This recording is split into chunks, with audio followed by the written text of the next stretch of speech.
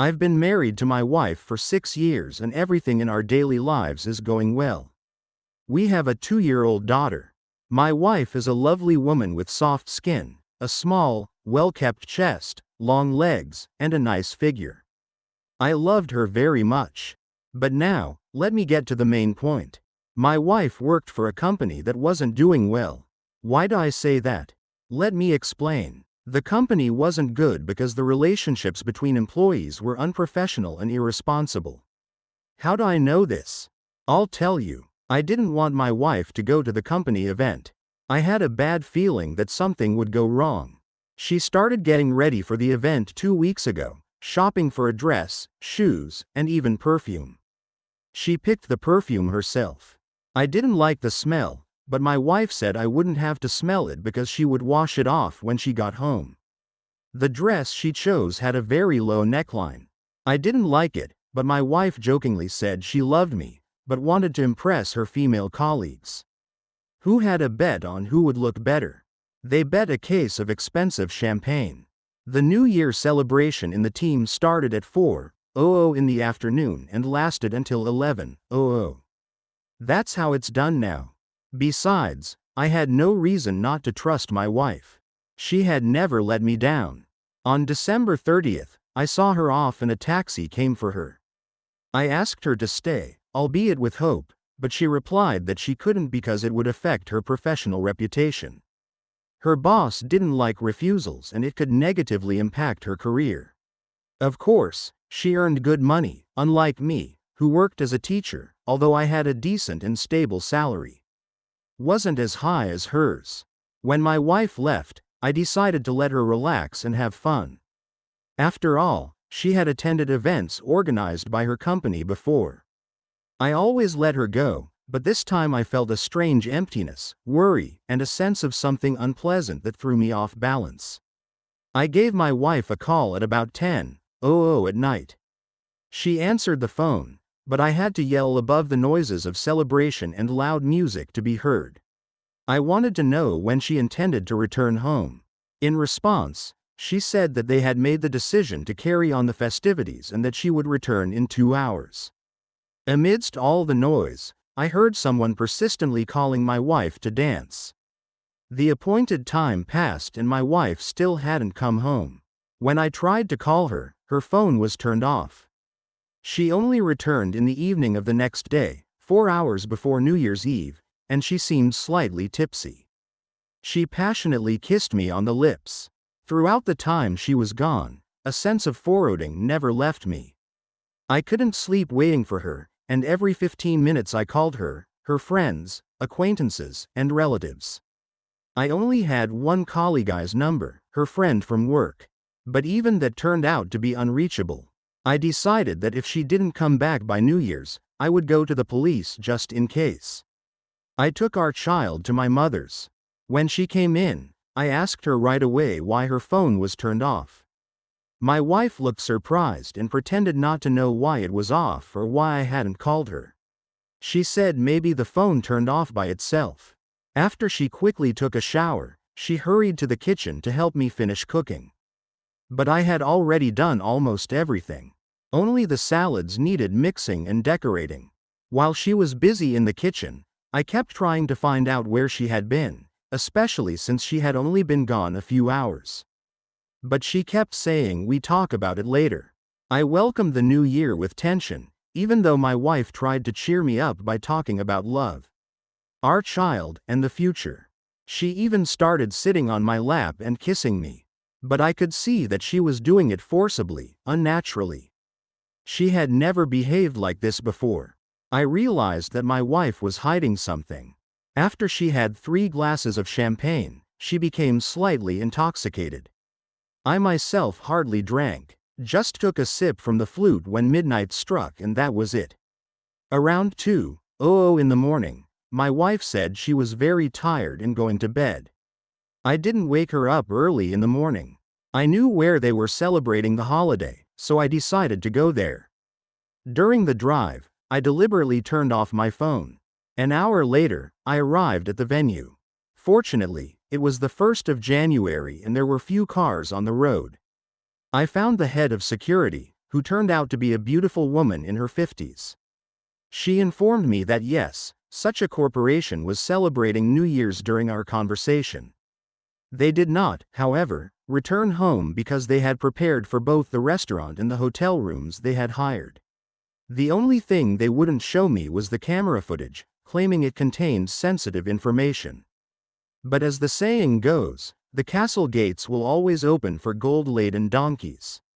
I found the security guard who for a certain sum showed me and copied everything I needed onto a flash drive. I assured him that these video materials would not leave my hands. Yes, I saw my wife. She wasn't heavily intoxicated. I saw her walking towards a room with a man who gently held her waist.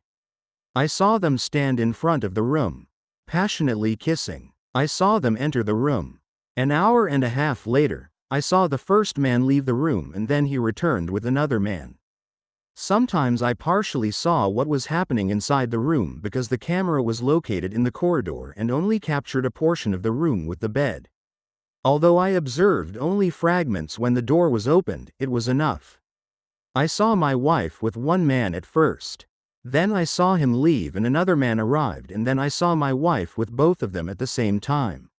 In between their sexual encounters, they drank champagne, talked, and then resumed their activities. This went on all night. The men left my wife's hotel room around 11:00 a.m. the next day. One man left first, and the other stayed behind, leaving an hour later.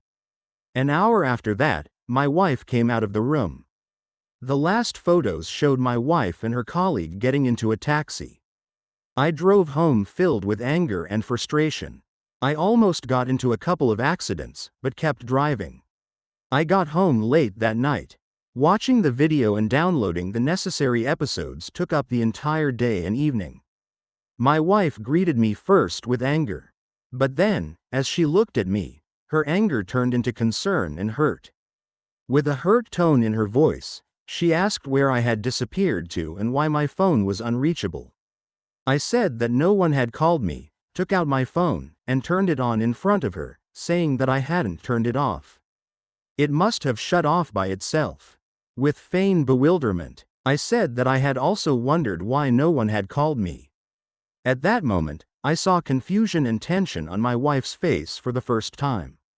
I realized that she was contemplating something. So, I asked her if she wanted to tell me where she had been all night to be honest with me. My wife said that she had been at a corporate party, had too much to drink. They left in the evening right after the party ended. She fell asleep in the taxi and her friend brought her to her own home. She spent the night at her friend's place and during the day she felt very sick, experiencing severe nausea and couldn't leave her colleague's house. I asked my wife if she was telling me the truth with fear in her voice. She said it was the absolute truth and that she had no reason to lie to me. That's when I suggested going to visit this to thank her and also to wish her a happy new year. My wife said she wasn't ready, that she was feeling unwell, and that she needed to put on makeup before going to her colleague's place. Besides, her colleague mentioned that she planned to visit her parents on the 1st of January and stay there until the end of the holiday weekend. So, I told my wife directly if she would like to watch a new erotic film with me where she played the lead role. It was at that moment that my wife was genuinely frightened. She said she didn't want to watch anything. I went, grabbed the laptop and transferred all the video recordings from the flash drive. When I entered the bedroom again, my wife was quietly crying. I started playing the recording and placed the laptop in front of her on the bed. My wife burst into tears and began speaking incoherently, saying that she didn't want this, that she had been violated. That's when I suggested going to the police. Of course, she refused and began saying that she had too much to drink, that she didn't know how it happened. She told me that she loved me and our little one, begging me not to jump to hasty conclusions, for she said that we had a child and he shouldn't grow up without a father.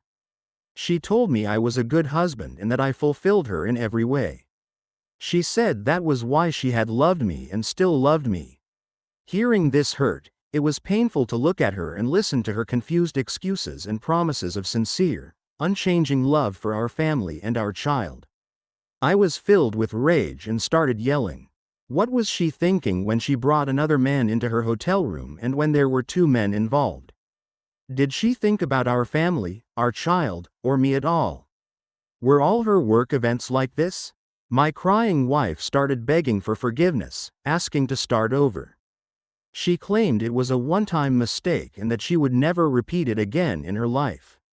She didn't want to lose me. She wanted both parents to raise our child.